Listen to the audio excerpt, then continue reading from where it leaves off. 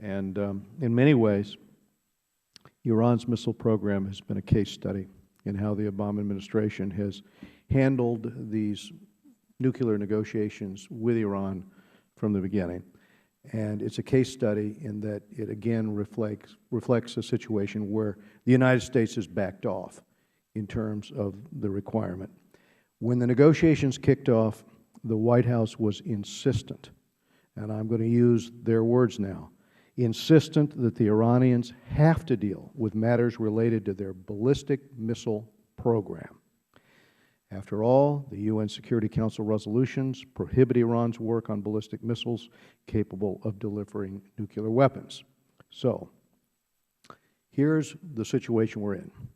Iran's supreme leader, after he heard these remarks, declared that this is a stupid, idiotic expectation, unquote, and he called it the main duty of all military officials in Iran to, quote, mass produce ICBMs. Soon, State Department negotiator Wendy Sherman was telling the committee, as a result, that UN missile sanctions are not about ballistic missiles per se.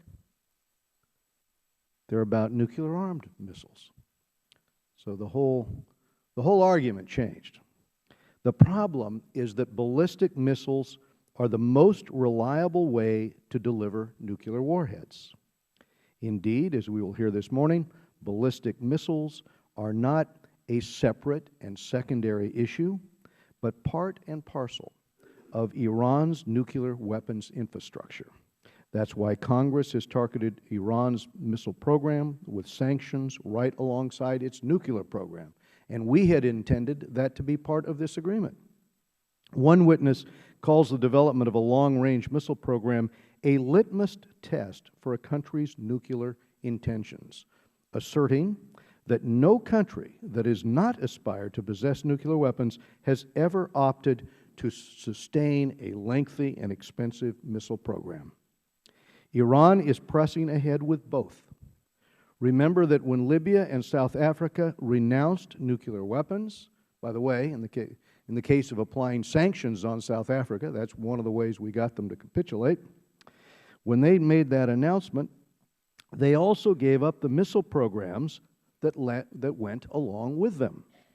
That's a long way from the, to quote the Ayatollah, the mass produce directive given to the military, a long way from that attitude of the supreme leader there. Recently, this committee heard about the negotiating gains the Obama administration will need to make over the next few weeks to get an agreement that has a chance of being meaningfully verified. Given the relative ease in detecting nuclear programs, missile restrictions could be a key source of verification in any sort of agreement with Iran. As one witness recalls, Reagan's trust but verify didn't rely on tracking nuclear fuel stockpiles or centrifuges, but instead on counting Soviet delivery systems. And how close is Iran to achieving a nuclear warhead? Iran continues to stonewall the IAEA on key questions, all 12 key questions, including missile warhead design, that its inspectors began pressing for over 3.5 years ago now. So we just don't know. Unfortunately, in the run-up to the June 30th deadline, the Obama administration has shown no interest in working to stop Iran's ICBM program, instead boldly claiming that its agreement will cut off every path to a nuclear weapon.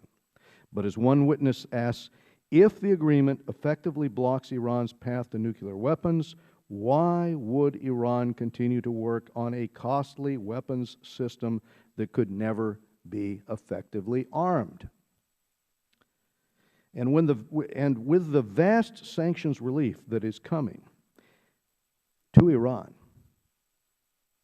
there will be billions more for Iran to invest in and improve that ICBM program, which is, by the way, an increasing threat to U.S. forces and partners in the region and eventually to our allies in Europe and here at home.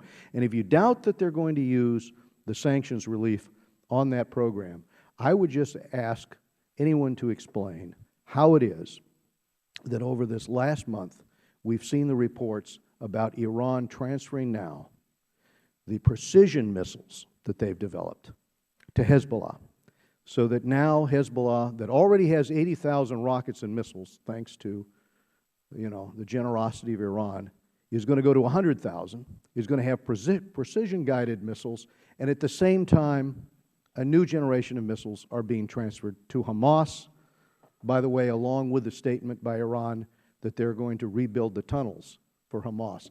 This telegraphs the intentions, the attitude and the intentions of this regime, and their intentions are clearly there to mass produce ICBMs.